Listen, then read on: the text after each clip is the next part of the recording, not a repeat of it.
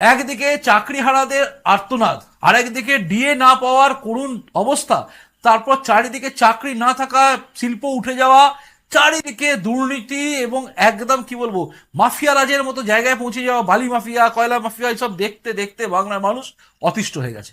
দুর্নীতি এমন জায়গায় পৌঁছেছে, দুর্নীতি এই রাজ্যের শিল্প। ভয় দেখিয়ে ভোট ছিনতাই করা হচ্ছে এ রাজ্যে জিতে থাকা বা টিকে থাকার জায়গা। তাই যেই মুহূর্তে আমার মনে হয় মানুষ পারবে ভোট দিতে, একবার যদি সুযোগ পায় না, একদম পরিবর্তন করে দেবে। সবাই জানে আজকে বাংলার অবস্থা ঠিক কোন জায়গায় আছে। লক্ষ্মীর ভান্ডার দেওয়ার জায়গায় মমতা বন্দ্যোপাধ্যায় সরকার আর থাকবে না, কারণ যেভাবে দিয়ে দিতে গিয়ে নাকানি চোপানি খেতে হবে, পারবে না। যেভাবে শিক্ষক শিক্ষিকারা রাস্তায় আছেন, তাদের আন্দোলন জানি না তারা করবেন কিনা, যদি করেন যে আন্দোলন হবে, সেই আন্দোলনের ফলে এই রাজ্যে রাজ্য সরকার টলমল হয়ে যাবে। সাধারণ মানুষ, তারপরে আরো আছে প্রাথমিক শিক্ষক যারা আছে তারা, মানে সব মিলিয়ে একটা যে তৈরি হয়েছে না, দুর্নীতির জায়গায় দাঁড়ানো, দুর্নীতি একটা পিরামিডের মতো হয়ে আছে। তো সেই জায়গায় দাঁড়ানো বাংলাকে পরিবর্তন করতে চায়। এই যে জয়,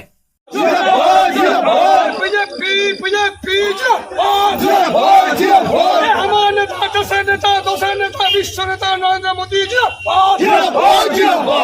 নুন হন্ডা সমবায় সমিতির যে জয় বিজেপির, এই জয় সাধারণ মানুষের জয়।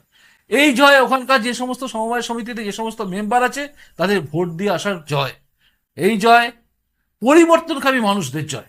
বাংলার মানুষ ভোট দিয়ে পরিবর্তন করবে যদি কেন্দ্র সরকার এই রাজ্যটাকে ঠিকভাবে দেখে, মানে ভোটের সময় যেন ঠিকভাবে দেখে, মানে কেন্দ্রীয় নিরাপত্তা বাহিনী যেন কাজ করতে পারে, যেন এখানে 356 ধারা জারি করে ভোট হয়।